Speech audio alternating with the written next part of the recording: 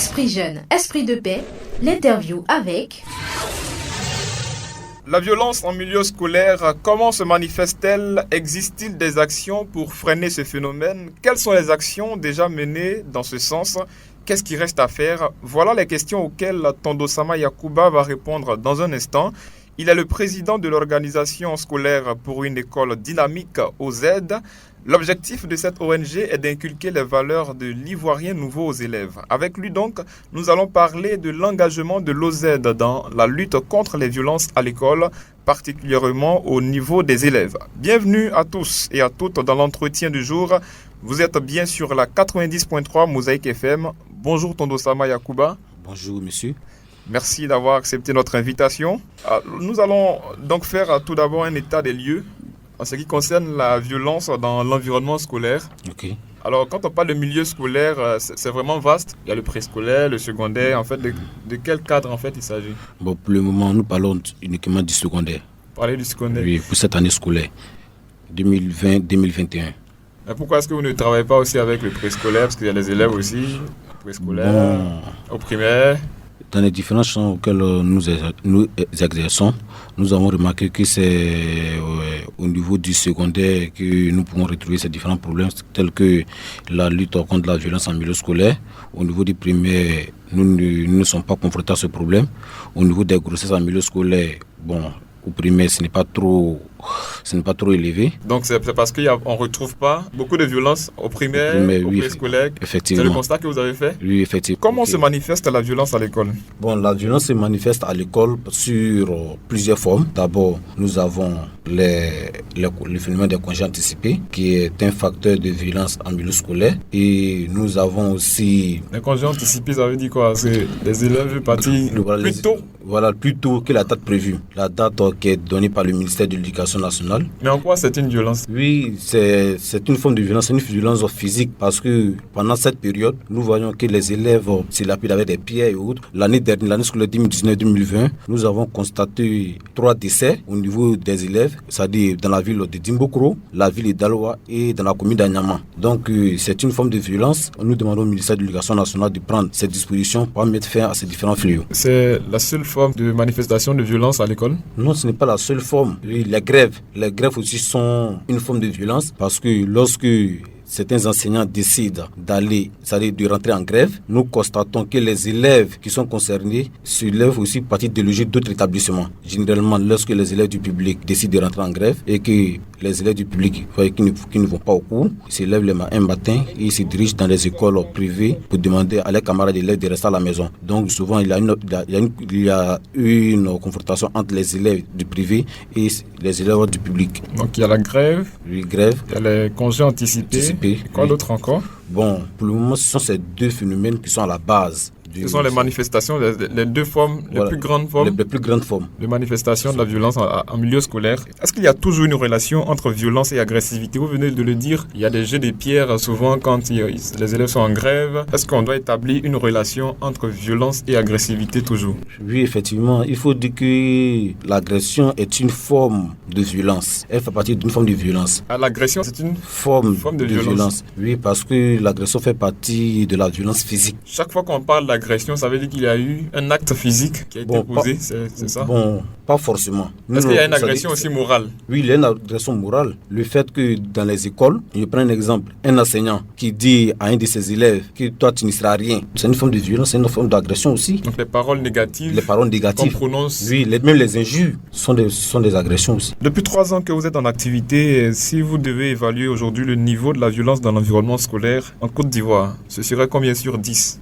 Je peux dire, si nous prenons toutes les formes de violence, je peux donner au moins 6 sur 10. 6 sur 10, oui. Ça dépassait quand même la moyenne. Oui, effectivement. Ça veut dire que la violence est vraiment ancrée dans le milieu scolaire. Effectivement. Si nous prenons toutes les formes de la violence. Toutes les formes, ça veut dire les grèves.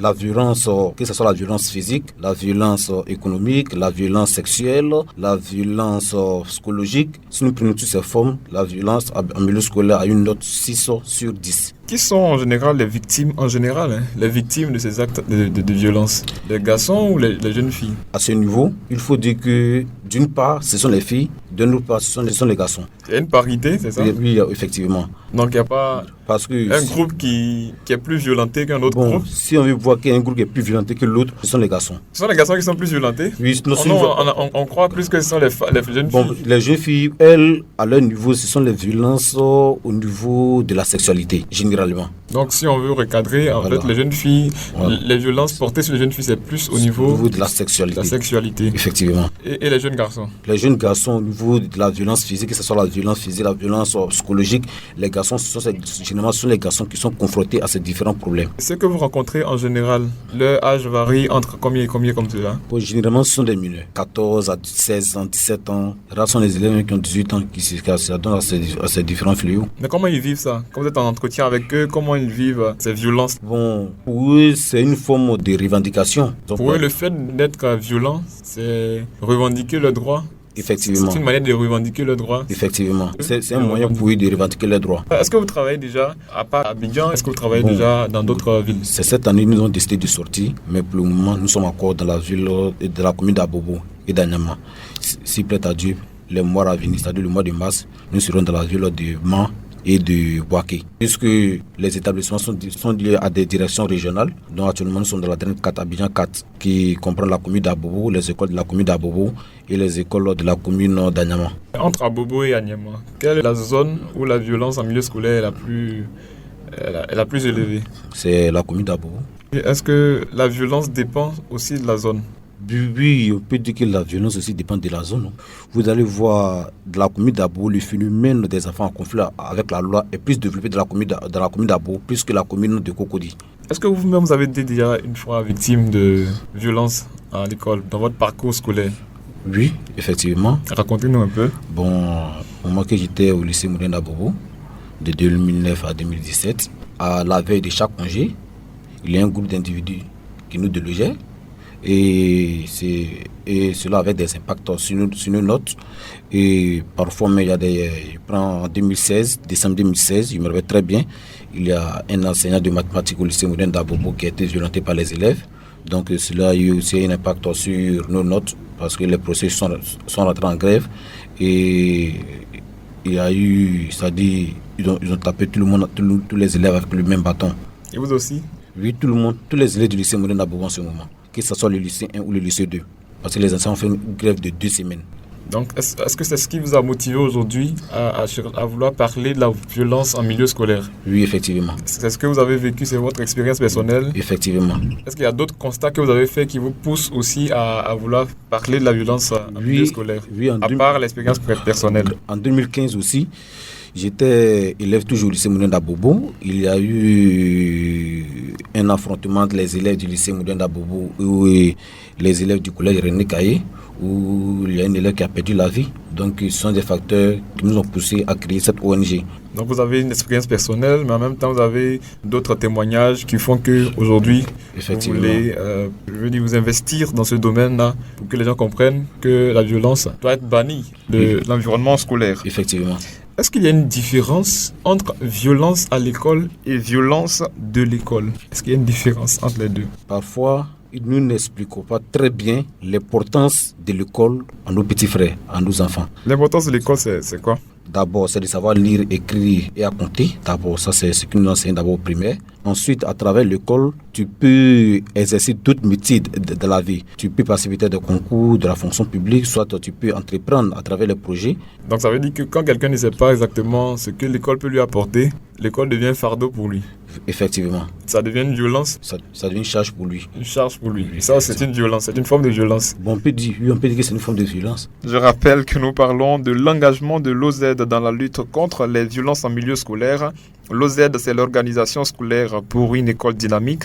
Nous sommes avec Tondosama Yakuba, président de cette ONG qui nous entretient sur ce sujet. Alors nous allons passer à l'autre volet de cet entretien.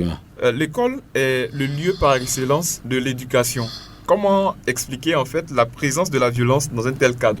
Il faut faire un peu l'historique, de la violence en milieu scolaire. Nous avons remarqué que depuis les années 1990, avec le multipartisme, il faut dire que la violence en milieu scolaire a eu une montée au niveau des écoles. Avant, au moment avant, il y avait seulement que le MEIC, le mouvement des élèves et étudiants de Côte d'Ivoire, qui était affilié seulement au parti, le PDCI. Et avec la création du multipartisme, nous avons eu la FEICI. Qui signifie? La FEICI qui signifie Fédération étudiantine et scolaire de Côte d'Ivoire. Après, il y a eu l'AGC aussi, Association générale des élèves de Côte d'Ivoire et étudiants de Côte d'Ivoire. À travers ces deux structures, nous avons remarqué que chaque structure cherchait à prendre le relais au niveau des écoles et au niveau des universités. Donc à partir de là, nous allons avoir un leadership au niveau de ces différentes structures.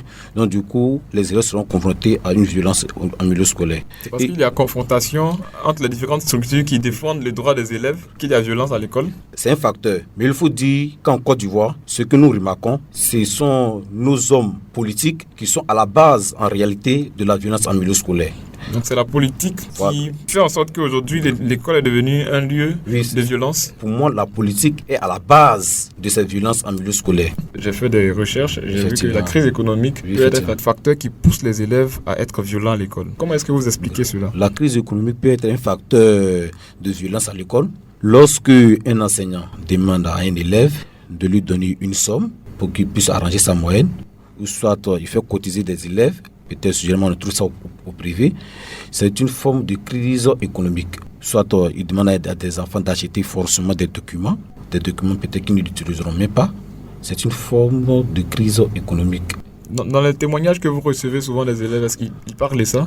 Oui, puisque nous-mêmes, nous avons été victimes de cela. Donc des fois, des professeurs, des enseignants demandent de l'argent en contrepartie d'une note, d'une bonne moyenne.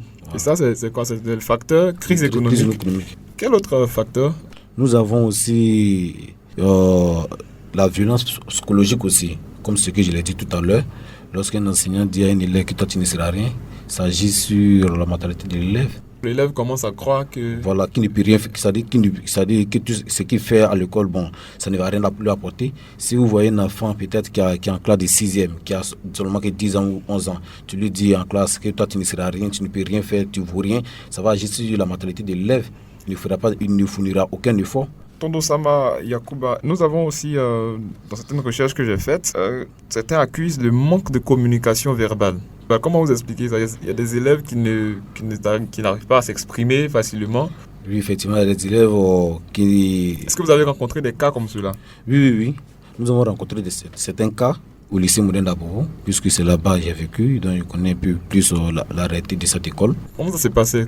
Comment ils se comportent ces élèves qui manquent de communication verbale? Généralement, ils sont discrets, ils sont toujours dans leur coin, ils ne parlent pas à personne. Donc, ça dit... Quand un élève voit son camarade qui est dans une classe, qui n'arrive pas à parler, qui est tout le temps discret, qui est dans son coin, pour lui, c'est une forme de faiblesse pour ce dernier. Donc, souvent aussi, il va violenter la personne en lui soutirant de l'argent. Souvent, quand la personne a des blessures, la personne a peur de montrer à ses parents. Blessure? Quel genre de blessure? Ça dit souvent, lui, physique. Lui, souvent, quand ses camarades le violentent à l'école, lui portent des coups et autres, arrive à la maison, puisque c'est un enfant qui est un peu discret, il a peur de montrer à ses parents. Et on accuse aussi la relation entre les élèves et leurs parents comme facteur de violence à l'école. Ça veut dire que quand dans une famille, par exemple, l'enfant ne communique pas, n'a pas de bonne relation avec ses parents, ça réagit sur lui à l'école, il devient violent envers ses camarades. Est-ce que ça vous avez déjà vécu ça?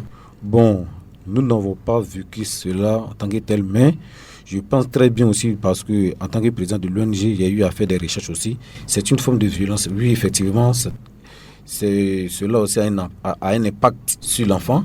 Lorsque un parent n'a pas de bonne communication, n'a pas de bon rapport avec son enfant, cela peut avoir un impact sur l'élève. Qu'est-ce que vous pensez du chômage comme facteur de violence en milieu scolaire? Un parent d'élève qui a perdu peut-être son emploi, il n'arrive plus à subvenir aux besoins de son fils. S'il n'y a pas de bonne personne près de l'enfant, pour lui montrer le moral, l'enfant peut devenir violent à l'école en agressant ses camarades. Dans quel but il va chercher à agresser ses camarades? C'est pourquoi? Pour avoir peut-être de l'argent à manger, soit pour avoir de l'argent à acheter des fournitures, soit le fait de voler même. Il va voler ses camarades? Souvent, il peut voler ses camarades, il peut voler les documents pour mettre dans ça pour pouvoir bien bosser à la maison. C'est une forme de violence aussi. Donc on voit qu'il y a plusieurs facteurs qui peuvent pousser un élève à être violent en milieu scolaire. Nous allons aborder le troisième axe. Il s'agit ici de la recherche des solutions durables pour pouvoir lutter efficacement contre ce phénomène de violence en milieu scolaire. Qu'est-ce que vous faites concrètement en tant qu'ONG engagée dans la lutte contre la violence en milieu scolaire? Qu'est-ce que vous faites concrètement sur le terrain? Nous menons des conférences, des ateliers de formation, de corps à corps avec les élèves. Et bientôt, très bientôt, nous allons commencer à organiser des cours sur la gestion des conflits en milieu scolaire. Peut-être à partir du mois de février. Ça sera sous forme de cours dans nos différentes sections, puisque nous allons commencer à implanter nos sections dans certains établissements. Nous allons choisir des jours, peut-être les mercredis, au moins 1 heure de cours, où certains membres du bureau qui sont actuellement en formation iront dans ces différents établissements pour former nos jeunes frères sur la gestion des conflits. Comment vous regroupez déjà les enfants, les élèves là, pour leur parler? Comment ça se fait? Il faut dire, nous saluons d'abord le ministère de l'Éducation nationale, de l'enseignement technique et de la formation professionnelle qui nous a facilité ce travail. Pour pouvoir mener une activité avec les élèves, il faut avoir d'abord une autorisation du ministère, ensuite de la DREN. Madame le DREN nous a donné une note qui est adressée au chef d'établissement qui regroupe les élèves pour nous. Donc, lorsqu'il regroupe les élèves pour nous, c'est maintenant, à partir de là, nous arrivons à communiquer avec des élèves. Et l'une de nos méthodes aussi, généralement, on travaille plus avec les chefs de classe. Il regroupe les élèves pour vous où?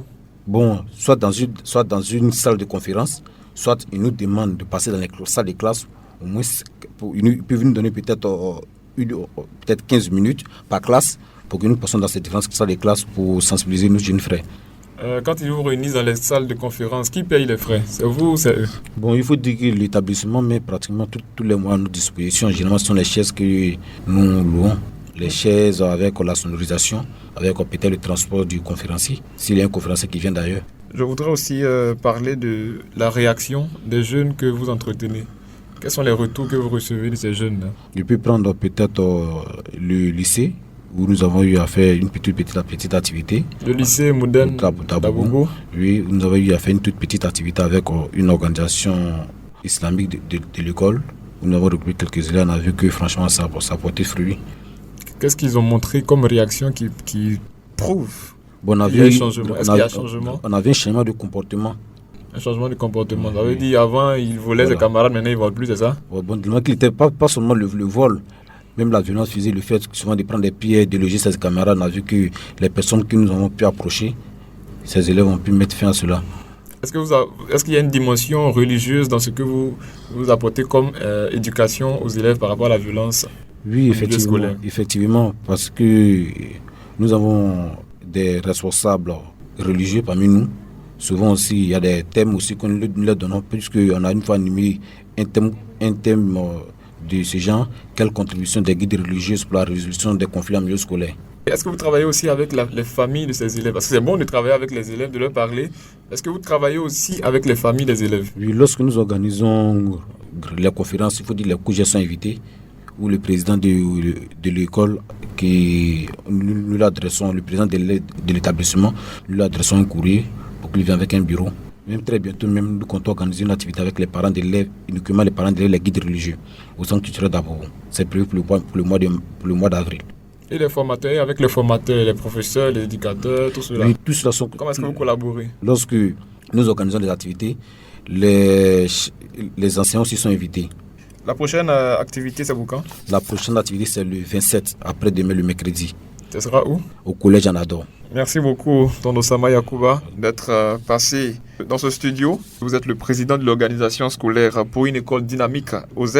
Je rappelle que nous avons parlé de l'engagement de l'OZ dans la lutte contre les violences en milieu scolaire. C'est ici donc que se referme l'entretien du jour. À bientôt. Esprit jeune, esprit de paix, l'interview.